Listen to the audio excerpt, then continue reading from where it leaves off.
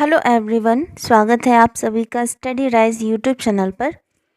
तो जैसा कि आप सभी जानते हैं, हमारी यूपी टीजीटी पीजीटी राजनीति शास्त्र की क्लासेस चल रही हैं। ये है आज का प्रैक्टिस सेट नंबर 12।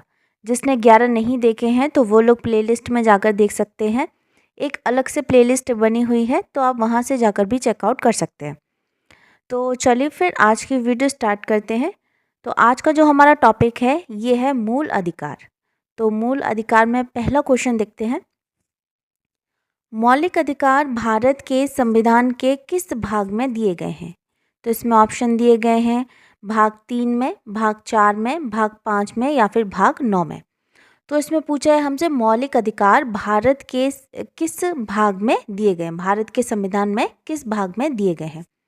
तो इसका जो राइट आंसर होगा ये हो जाएगा ऑप्शन नंबर ए, भाग 3 में। ठीक है, भाग 3 में। तो भारत में मौलिक अधिकार राज्य कृत्य के विरुद्ध एक गारंटी है और इन्हें संविधान के भाग 3 में शामिल किया गया है। तो इसमें जो सही हो जाएगा ये हो जाएगा option number A, right answer होगा। नेक्स्ट है क्वेश्चन नंबर सेकंड। संविधान के कौन से भाग में मूलभूत अधिकारों के बारे में जानकारी मिलती है? तो भाग 1 में, भाग 2 में, भाग 3 में या फिर भाग 5 में। तो क्या हो जाएगा इसका राइट आंसर? तो ये हो जाएगा ऑप्शन नंबर सी, भाग 3 में। ठीक है, मूलभूत अधिकारों के बारे में जानकारी मिलती है तो किस में मिलती है? भाग 3 में मिलती है। तो इसमें जो सही है ये है ऑप्शन नंबर सी। अच्छा, अगले प्रश्न की ओर बढ़ते हैं। नेक्स्ट है क्वेश्चन नंबर 3। भारत के नागरिक कुल कितने मूलभूत अधिकार अनुभव करते हैं? तो 5, 6, 7 या फिर 8।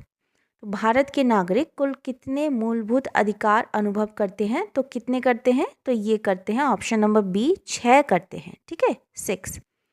तो हमारे संविधान के भाग 3 में अनुच्छेद 12 से लेकर 35 तक मूल अधिकारों का वर्णन किया गया है और संविधान के प्रारंभ में नागरिकों को कुल 7 मूल अधिकार प्राप्त थे। कितने थे?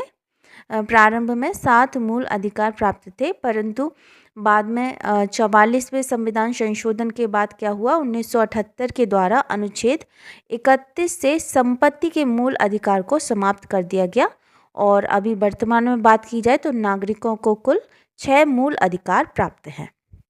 ठीक है, तो इसमें जो सही है ये हो जाएगा ऑप्शन नंबर बी, आंसर इसमें राइट आंसर होगा। अच्छा, नेक्स्ट क्वेश्चन में बढ़ते हैं। Question number 4। निम्नलिखित में से कौन सा एक नागरिकों के मौलिक अधिकारों को संशोधित करने के लिए प्राधिकृत है? तो लोकसभा, राज्यसभा, संसद या फिर सर्वोच्च न्यायालय। तो कौन सा एक नागरिकों के मौलिक अधिकारों को संशोधित करने के लिए प्राधिकृत है? तो क्या हो जाएगा इसमें राइट आंसर? तो ये हो जाएगा ऑप्शन नंबर सी, संसद हो जाएगा। ठीक है, संसद हो जाएगा।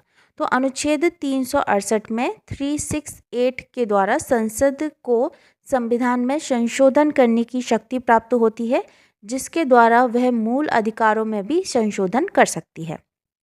और उच्चतम न्यायालय एवं उच्च न्यायालय ये अनुच्छेद 32 और 226 के माध्यम से मूल अधिकारों के लिए पहरेदार का काम करते हैं। ठीक है, तो इसमें जो सही है ये हो जाएगा option number C, right answer होगा। नेक्स्ट है क्वेश्चन नंबर 5। निम्नलिखित में से किसे संविधान के मौलिक अधिकारों को संशोधन कर सकने की क्षमता प्राप्त है? ठीक है, तो देखो इसमें क्या दिया गया है? सर्वोच्च न्यायालय, संसद, राष्ट्रपति या फिर मंत्रिपरिषद। तो अभी ऊपर वाले क्वेश्चन में ही हमने इसको डिस्कस किया था। संविधान के मौलिक अधिकारों का संशोधन कर सकने की क्षमता प्राप्त है तो किस में है? तो ये है ऑप्शन नंबर बी, संसद में है। ठीक है, किस में है? ऑप्शन नंबर बी, संसद में। अच्छा, अगला है क्वेश्चन नंबर 6। भारतीय संविधान में निम्नलिखित में से कौन सा संवैधानिक उपचारों का अधिकार में सम्मिलित नहीं है? तो इसमें ऑप्शन दिए गए हैं बंदी प्रत्यक्षीकरण, परमादेश, सर्वक्षमा या फिर अधिकार प्रक्षा। तो इसमें संवैधानिक उपचारों का अधिकार में कौन सा सम्मिलित नहीं है? जो नहीं है वह हमें बताना है। तो सबसे पहले हम बात करते हैं जिस संवैधानिक उपचार के अधिकार का जो वर्णन है वह कौन से अनुच्छेद में है। तो ये है हमारे संविधान के भाग 3 के अनुच्छेद 32 में दिया गया है। ठीक है, किस में है? 32 में दिया गया है। तो 32 में संवैधानिक उपचारों के अधिकार का वर्णन है और इसके तहत सर्वोच्च न्यायालय द्वारा नागरिकों के मूल अधिकारों की रक्षा के लिए 5 प्रकार की रिटें जारी की जाती हैं। ठीक है, 5 प्रकार की रिटें जारी की जाती हैं। तो वो कौन कौन सी हैं? तो देखो, सबसे पहले तो है बंदी प्रत्यक्षीकरण, दूसरा है उसके बाद ये है परमादेश, तीसरा है प्रतिषेध। ठीक है, तीसरा कौन सा है? प्रतिषेध। चौथा है अधिकार परीक्षा तथा 5वां है उत्प्रेषण। ठीक, तो इसमें कौन सा नहीं है? तो ये हो जाएगा ऑप्शन नंबर सी, सर्व क्षमा नहीं है। ठीक है, कौन सा नहीं है इसमें? सर्व क्षमा नहीं है। तो इसमें ऑप्शन नंबर सी इसमें राइट आंसर होगा। नेक्स्ट है क्वेश्चन नंबर 7।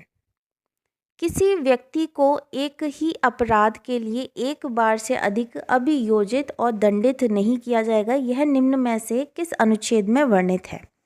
तो अनुच्छेद 14, अनुच्छेद 15, अनुच्छेद 19 या फिर अनुच्छेद 20। तो इसमें दिया गया है किसी व्यक्ति को एक ही अपराध के लिए एक बार से अधिक अभियोजित और दंडित नहीं किया जाएगा। तो यह निम्न में से किस अनुच्छेद में वर्णित है? तो इसका जो राइट आंसर होगा ये हो जाएगा ऑप्शन नंबर डी, इसमें राइट आंसर होगा, यानी कि अनुच्छेद 20 में। ठीक है, अनुच्छेद 20 में। ये देखो, टीजीटी परीक्षा 2021 में पूछा गया प्रश्न है। तो देखो, संविधान के अनुच्छेद 20 के तहत किसी अपराध के लिए दोष सिद्ध किए गए व्यक्तियों को संरक्षण प्रदान किया गया है और इसके अनुसार अगर किसी व्यक्ति को एक ही अपराध के लिए एक बार से अधिक अभियोजित और दंडित नहीं किया जाएगा। साथ ही किसी अपराध के लिए अभियुक्त किसी व्यक्ति को स्वयं अपने विरुद्ध साक्ष्य देने के विवश नहीं किया जाएगा और किसी अभियुक्त व्यक्ति को केवल अपराध के समय उपबंधित दंड से दंडित किया जाएगा। ठीक है, तो इसमें जो राइट आंसर होगा ये हो जाएगा ऑप्शन नंबर डी, इसमें राइट आंसर होगा अनुच्छेद 20। नेक्स्ट है क्वेश्चन नंबर 8। निम्नलिखित में से किस अधिकार का वर्णन डॉक्टर अंबेडकर ने संविधान के हृदय एवं आत्मा के रूप में किया है? तो इसमें ऑप्शन दिए गए हैं समानता का अधिकार, स्वतंत्रता का अधिकार, संपत्ति का अधिकार या फिर संवैधानिक उपचारों का अधिकार। तो देखो, इसमें जो सही है ये हो जाएगा ऑप्शन नंबर डी, इसमें राइट आंसर होगा। तो डॉक्टर अंबेडकर ने अनुच्छेद 32 द्वारा प्रदत्त, ये कौन सा है? अनुच्छेद 32 द्वारा प्रदत्त संवैधानिक उपचारों के अधिकार को संविधान के हृदय एवं आत्मा के रूप में माना है। ठीक, हृदय एवं आत्मा के रूप में माना है। तो इसमें जो सही है यह है option number D, right answer होगा। अच्छा, नेक्स्ट है क्वेश्चन नंबर 9। निम्न में से किसे डॉक्टर अंबेडकर ने संविधान के हृदय व आत्मा की संज्ञा दी है? तो समानता का अधिकार, शोषण के विरुद्ध अधिकार, धार्मिक स्वतंत्रता का अधिकार या फिर संवैधानिक उपचारों का अधिकार। तो ये रिपीट हो गया क्वेश्चन, इसमें क्या हो जाएगा आंसर? तो इसमें हो जाएगा ऑप्शन नंबर डी, संवैधानिक उपचारों का अधिकार। ठीक है, संवैधानिक उपचारों का अधिकार। तो अंबेडकर जी ने ये अनुच्छेद 32 में क्या दिया था? संवैधानिक उपचारों के अधिकार को संविधान के हृदय एवं आत्मा के रूप में माना।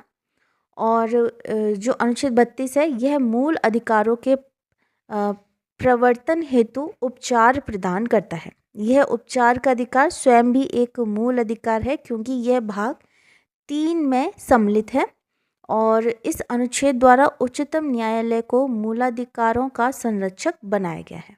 ठीक है, और प्रस्तावना को संविधान की आत्मा माना जाता है। जो हमारी प्रियम्बल है उसको क्या माना जाता है? संविधान की आत्मा माना जाता है।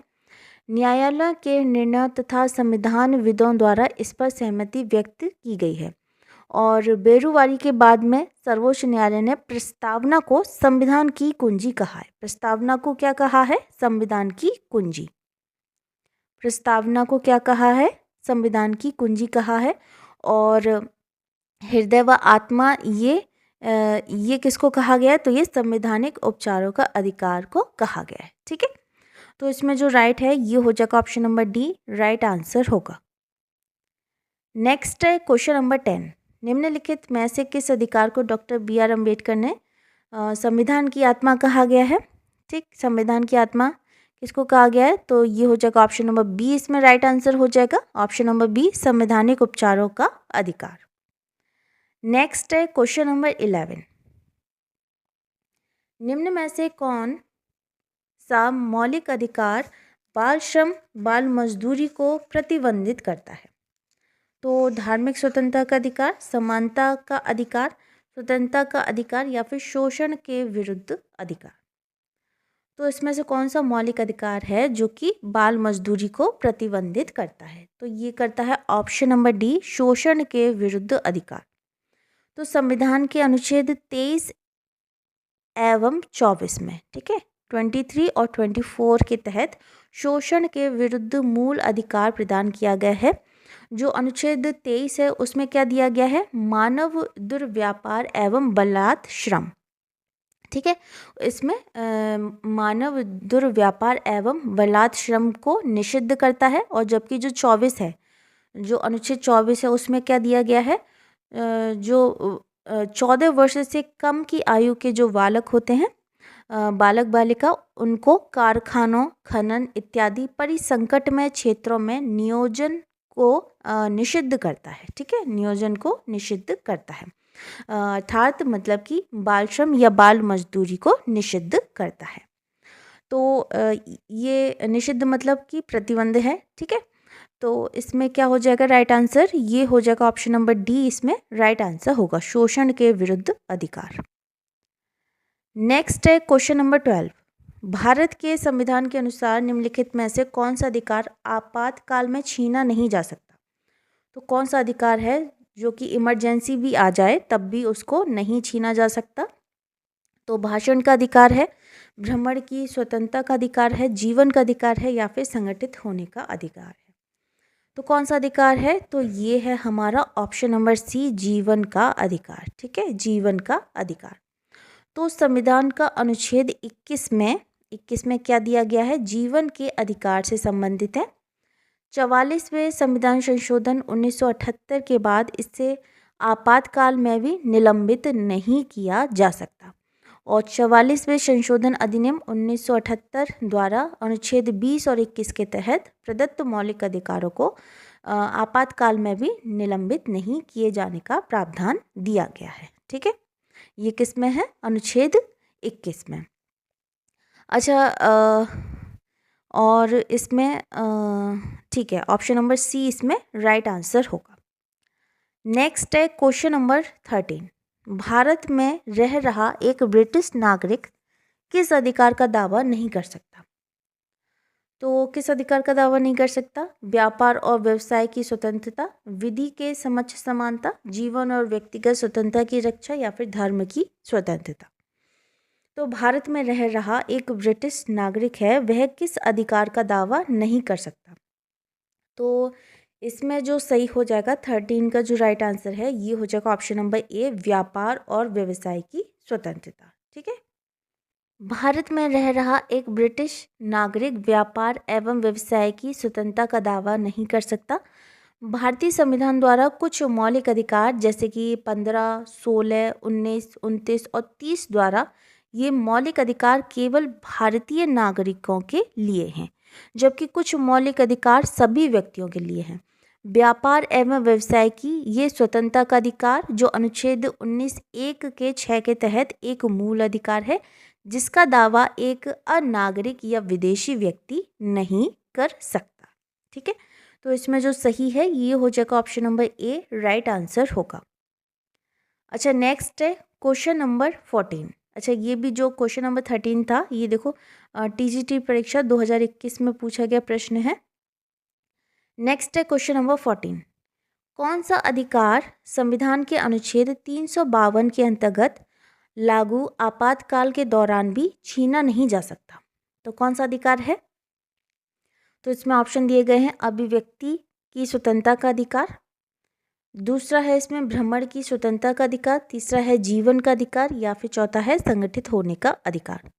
तो ये पहले भी बता चुके हैं। इसमें देखो, अगर आपातकाल भी लग जाए 352 के अंतर्गत अगर आपातकाल लागू हो जाए तो कौन सा जो अधिकार है वह नहीं छीना जा सकता, तो कौन सा है?